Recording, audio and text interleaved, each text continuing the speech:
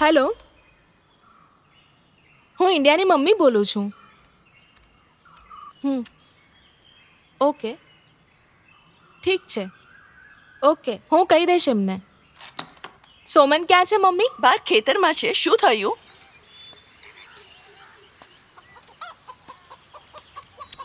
સોમન!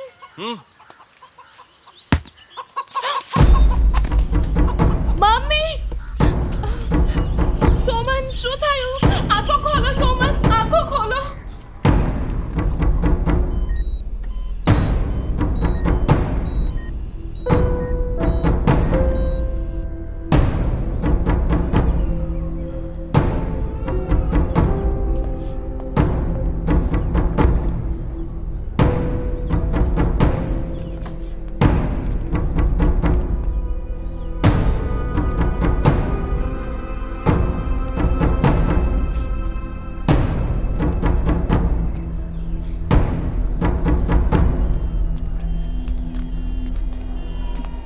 બેટા આ પેપર પર સાઇન કરી આપને. શેના કાગળિયા છે? સોમનને હમણાં વેન્ટિલેટર ઉપર મૂકવામાં આવશે.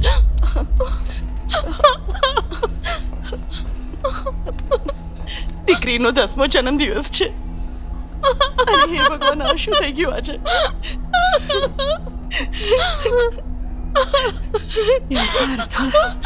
એનો અર્થ એમ છે કે બાળક જ્યારે 10 વર્ષનું થશે ત્યારે એના પિતાજીના જીવ પર જોખમ છે. કદાચ એમનું મૃત્યુ પણ થઈ શકે. એના પિતાનું મૃત્યુ નિશ્ચિત છે.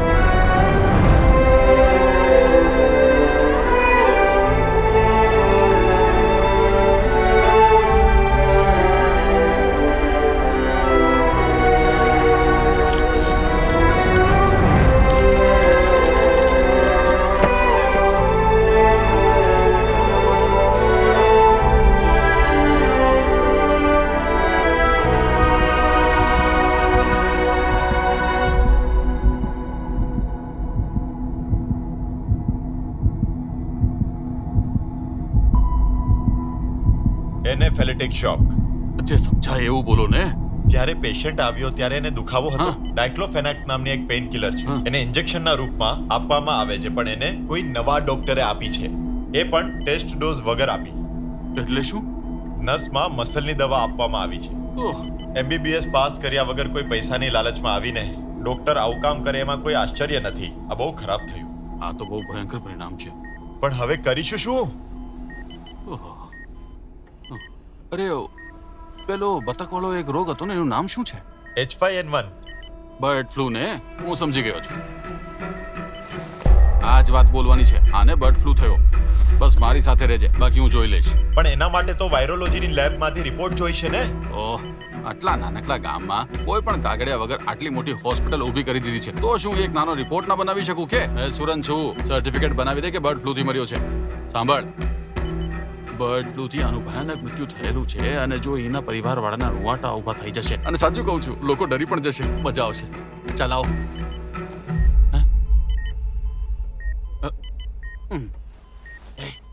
તમે ડરો નહીં. હા? આમ પણ એ બેભાન છે.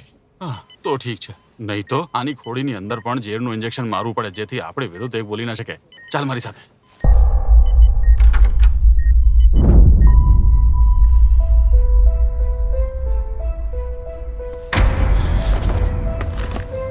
ચંદુના હત્યારાઓની ધરપકડ કરો. ચંદુના હત્યારાઓની ધરપકડ કરો. મૈસૂર અને સાથીઓની ધરપકડ કરો. સાથીની ધરપકડ કરો. નકલી ડોક્ટર સામે કાયદાકીય કાર્યવાહી કરો. નકલી ડોક્ટર સામે કાયદાકીય કાર્યવાહી કરો. ચંદુના હત્યારાઓની ધરપકડ કરો. હત્યારાઓની ધરપકડ કરો. મૈસૂર અને સાથીઓની ધરપકડ કરો. સાથીની ધરપકડ કરો. નકલી ડોક્ટર સામે કાયદાકીય કાર્યવાહી કરો. નકલી ડોક્ટર સામે કાયદાકીય કાર્યવાહી કરો. મૈસૂર અને સાથીઓની ધરપકડ કરો. મૈસૂર અને સાથીની ધરપકડ કરો. મોત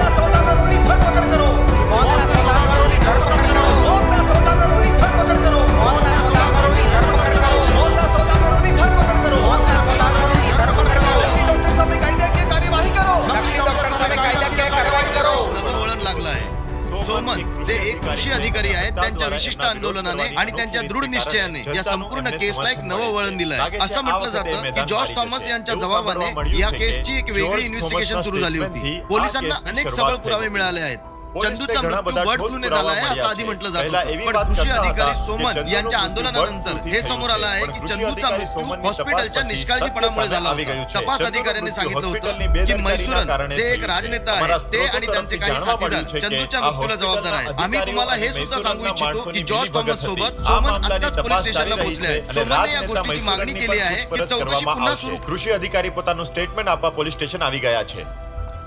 સર તમારું આ કેસ વિશે શું કહેવું છે?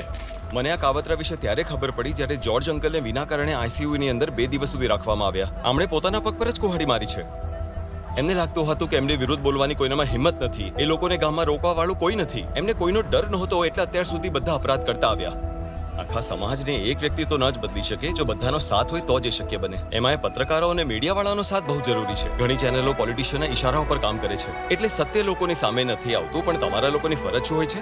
લોકો સામે સત્ય લાવવાની. આપણે અન્યાય સામે લડીને જીત હાસિલ કરી શકીશું અને આવા ભ્રષ્ટાચારી નેતાઓને ઉઘાડા પાડી શકીશું. મારું આટલું જ કહેવું છે, ખાસ કરીને મીડિયાવાળાઓને. તમે મને સાથ આપતા રહેજો. Thank you. સર એક જ સવાલ.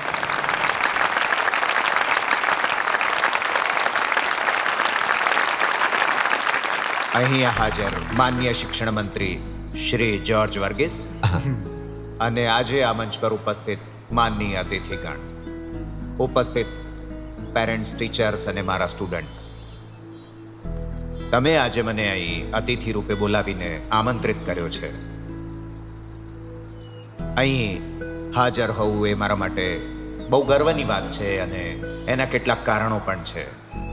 મારે લોકોને પૂછવું છે કે તમે જાણો છો અમારો બીજો જન્મ છે.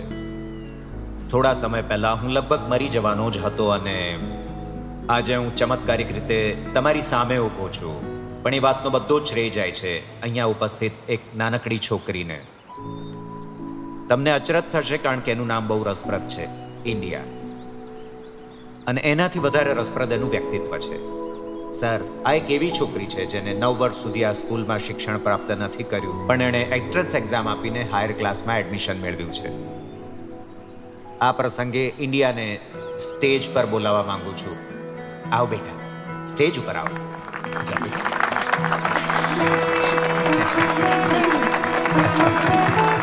મને તારા પર ગર્વ છે.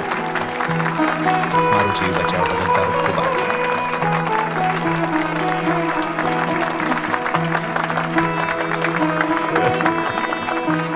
આ છોકરીને કારણે મને બીજી વાર જીવતદાન મળ્યું છે.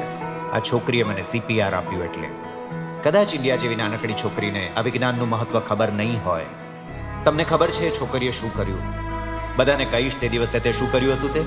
હા ચોક્કસ સાહેબ, CPR આપતા મને મારા પપ્પાએ શીખવાડ્યું છે. તારા પપ્પા પાસેથી તું આ શીખી છે? પપ્પાએ એવું ઘણું શીખવાડ્યું છે જે સ્કૂલમાં નથી શીખવાડવામાં આવતું. આ જરાય નાની વાત નથી મિત્રો. હું ઇન્ડિયાના પપ્પાને સ્ટેજ ઉપર આવવા આમંત્રિત કરવા માંગુ છું.